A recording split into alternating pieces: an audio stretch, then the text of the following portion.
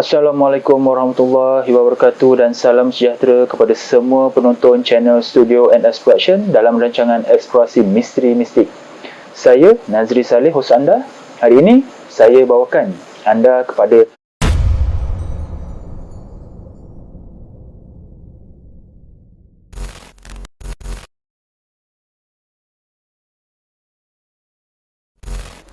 Sebelum saya teruskan video ini, bantu saya dengan tidak skip iklan ketika menonton video di channel ini.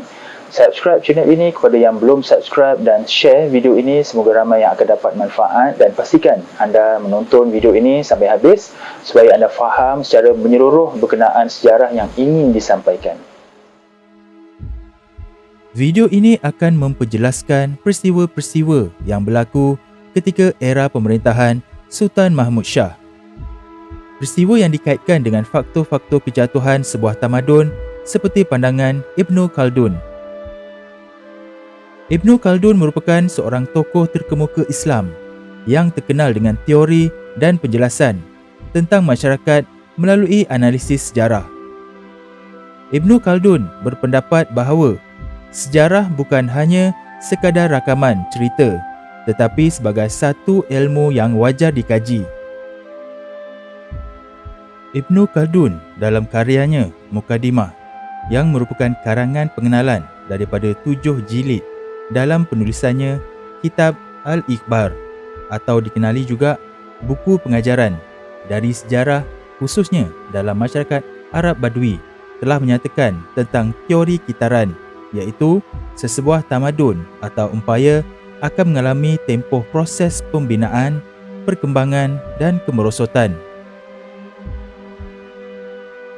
Secara ringkas, teori kitaran ini terbahagi kepada 3 generasi, iaitu generasi awal yang memiliki semangat juang dan semangat kekitaan, iaitu Asabiyah yang tinggi. Generasi kedua pula iaitu generasi yang memiliki keupayaan intelek, ilmu dan kemahiran.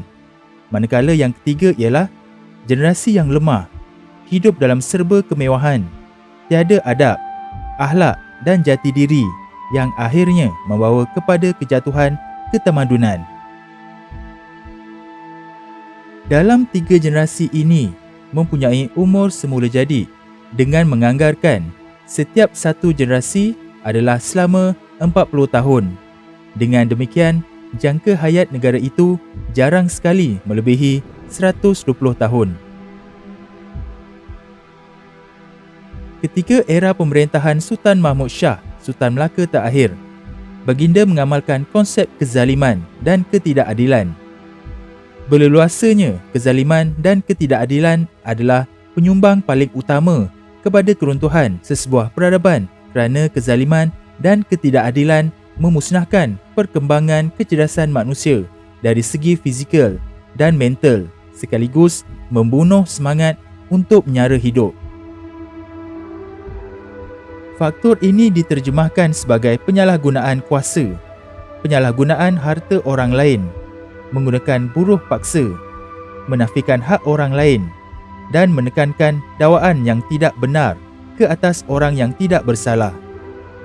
Kelihatannya kezaliman itu adalah kekuasaan yang eksklusif bagi orang-orang yang gagah dan berkuasa. Selepas kemangkatan Sultan Alauddin Rayat Shah, baginda digantikan oleh anaknya Sultan Mahmud Shah. Walau bagaimanapun, gaya pemerintahan dan sikap yang ditonjolkan oleh Sultan Mahmud Shah amat berlainan daripada ayahandanya yang mementingkan aspek agama dan keadilan dalam pemerintahannya. Baginda Sultan Mahmud Shah dilihat sebagai sultan yang membuat keputusan tanpa usul periksa, pentingkan diri dan terlalu mengikut hawa nafsu, mudah dipengaruhi fitnah dan perasaan hasad dengki, banyak berlaku penindasan dan kezaliman sepanjang pemerintahannya. Berlakunya fitnah dan rasuah yang berleluasa juga telah menyebabkan sultan dan pembesar tertentu hilang pertimbangan demi mencapai niat dan kehendak masing-masing. Kelemahan ini telah menyebabkan banyak berlaku konflik dalaman dan hukuman yang tidak adil yang akhirnya melemahkan perpaduan masyarakat dan taat setia kepada kerajaan. Sultan Mahmud dilihat sebagai pemimpin yang diumpamakan sebagai zalim, lemah dan tidak boleh dikenakan tindakan undang-undang. Sultan Mahmud dikatakan mempunyai sikap yang tidak tekun dan tidak konsisten dalam mempelajari ajaran agama Islam, merampas sesuka hati harta daripada orang yang tidak disukainya serta sering berlaku tidak adil. Sultan Alauddin secara tidak langsung memberi gambaran sekiranya pemerintahan anandanya dijalankan secara tidak adil dan terburu-buru dengan menghukum orang yang tidak bersalah. Ia adalah satu perkara yang sia-sia dan akan membawa kepada kehancuran kerajaan. Perkara ini dapat dikaitkan apabila berlaku peristiwa fitnah terhadap Bendahara Tun Mutahir sehingga beliau dan keluarganya dihukum bunuh oleh Sultan Mahmud tanpa usul periksa.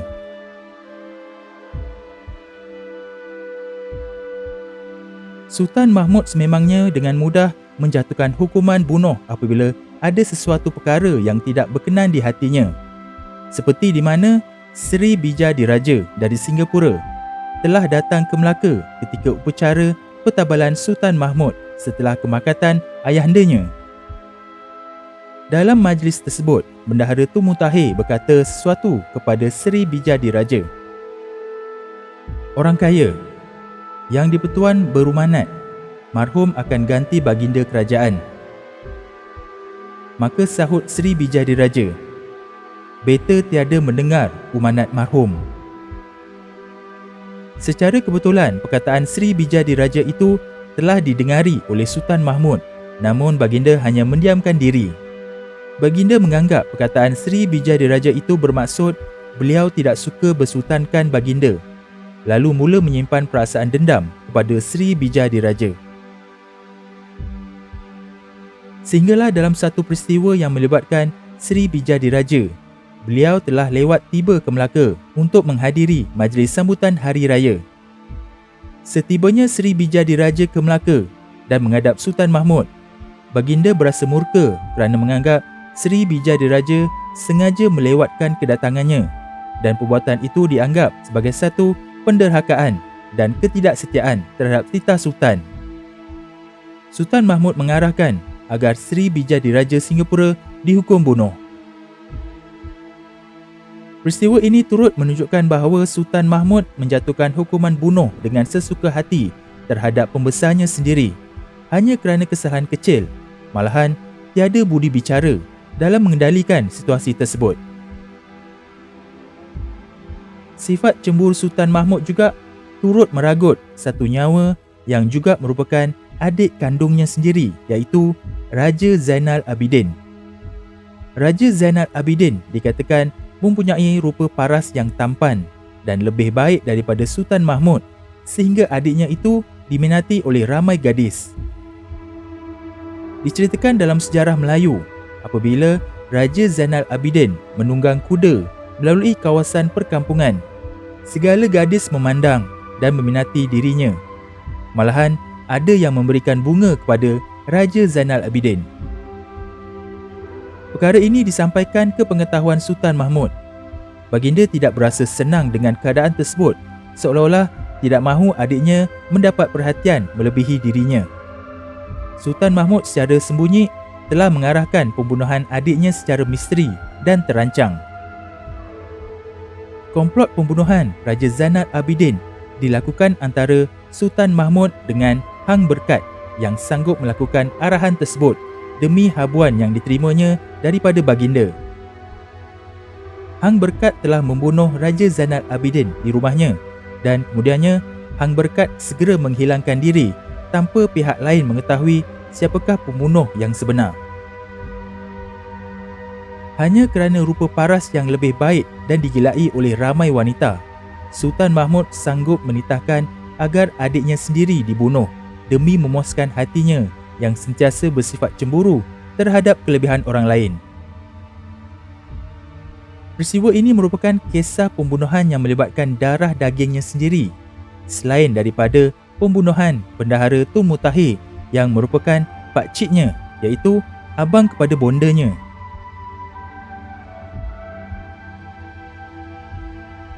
Sifat Sultan Mahmud yang gemar berfoya-foya membawa kepada hilangnya perasaan hormat dan ketaatan terhadapnya dalam diam. Seperti yang telah dijelaskan di atas, baginda amat mudah tertarik dengan kecantikan mana-mana wanita seperti Tun Teja dan Tun Fatimah, lalu dijadikan isterinya. Dalam pengkajian Wilkinson 1935 dan Yusof 2015, juga ada memetik sifat kaki perempuan Sultan Mahmud. Walaupun memiliki isteri yang sah, namun baginda juga memiliki gundik. Tidak cukup dengan itu, baginda pernah berlaku curang dengan isteri orang lain. Perkara ini dijelaskan oleh kedua-dua penulis ini apabila Sultan Mahmud telah didapati bersama isteri Tun Biajit ketika beliau tiada di rumah. Tun Biajit ialah anak kepada Laksmana Hang Tuah. Apabila Tun Biajit mengetahui perbuatan Sultan, beliau sangat marah dan dikatakan melambung-lambung lembingnya untuk membunuh Sultan. Namun, disebabkan rasa taat setia kepada Sultan, beliau tidak mahu menderhaka membunuh Sultan. Peristiwa tersebut menyebabkan Tun Biajit menceraikan isterinya. Sultan Mahmud kemudiannya menawarkan salah seorang gundik baginda, iaitu Tun Rima Sendari, untuk meredakan kemarahan Tun Biajit.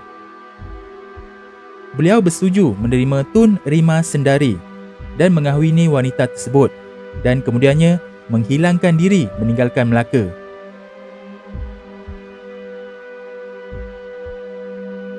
Apabila tamadun berada dalam era kegemilangan, berlaku perubahan terhadap pendekatan pemerintah yang telah mula leka dengan kesenangan. Pemerintah berusaha untuk memonopoli kuasa dan mengukuhkan kuasa mereka yang sedia ada mutlak. Pada peringkat ini, pemerintahan bercorak kuku besi mengambil tempat dan ternyata berjaya menewaskan musuh-musuhnya. Apabila pemerintahan berjaya memonopoli kuasa dan dibelenggu dengan ketamakan terhadap kuasa, ia menandakan tamadun tersebut berada dalam tahap kemewahan dan kesenangan. Dendam Sultan berterusan dan kemudiannya berlaku peristiwa pembunuhan keluarga Tun Mutahir atas arahan Sultan selepas Tun Mutahir difitnah oleh Raja Mendelia, seorang syah bandar Kerajaan Melayu Melaka. Peristiwa hitam ini menandakan fitnah telah menyebabkan pembesar yang hebat dan tidak bersalah dihukum bunuh tanpa pembelaan.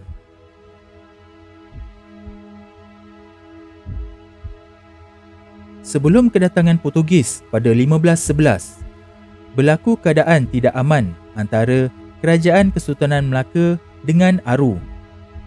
Keadaan tegang telah mencetuskan situasi siap siaga sebagai persediaan peperangan.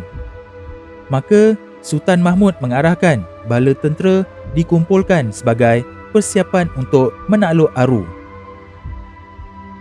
Dalam masa yang sama, dikatakan wujud kelonggaran dalam penguatkuasaan arahan dan undang-undang sejak 1506 sehingga mewujudkan masalah antara Kerajaan Melaka dengan pihak tentera.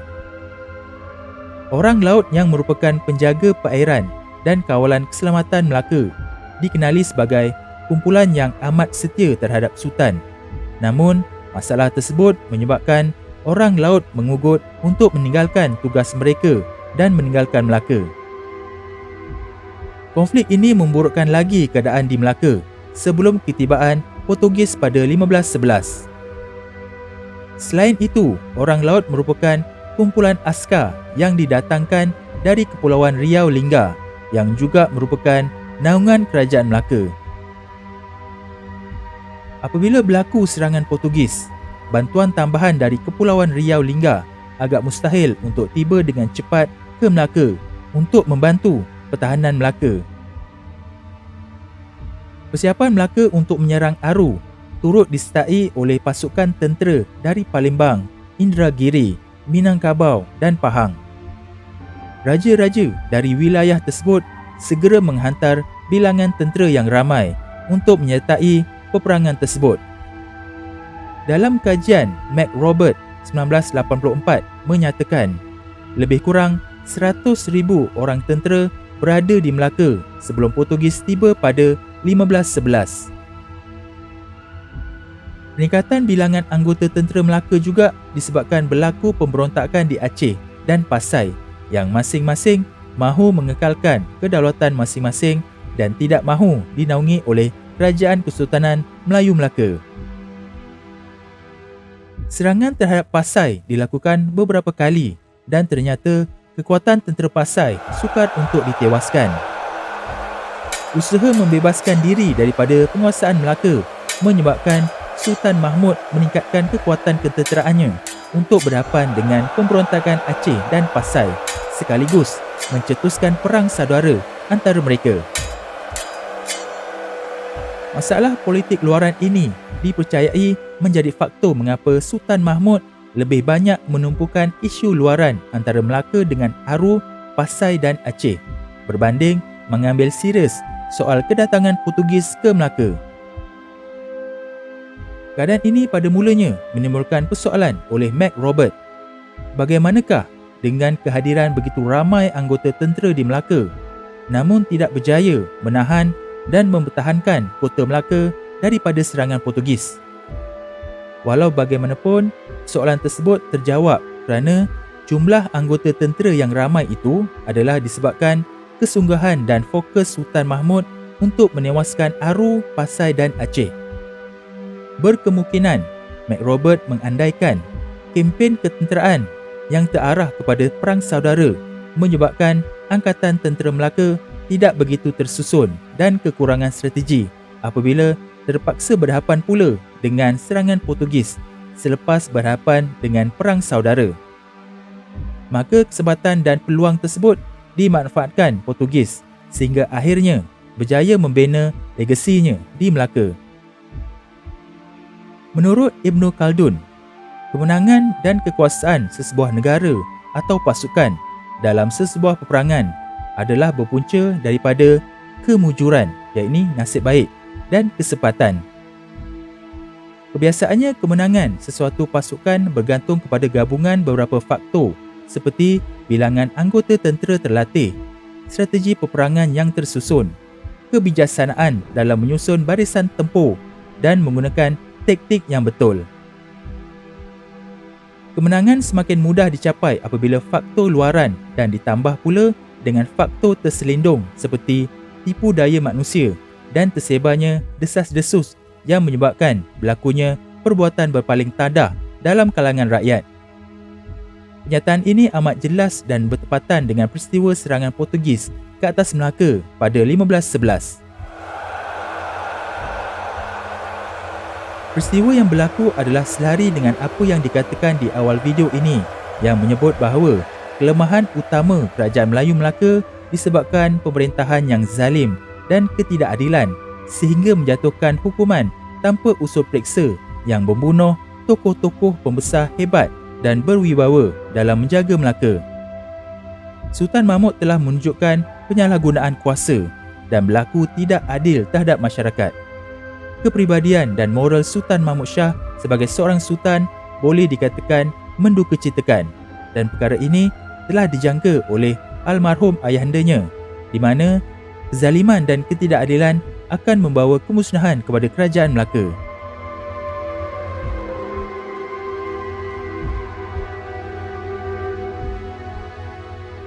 Jadi itu saja video untuk kali ini, diharap dapat memberikan sedikit pendedahan kepada generasi kini dan akan datang, juga memberikan sedikit maklumat kepada pengkaji dan peminat sejarah supaya dapat merungkaikan lagi sejarah ini.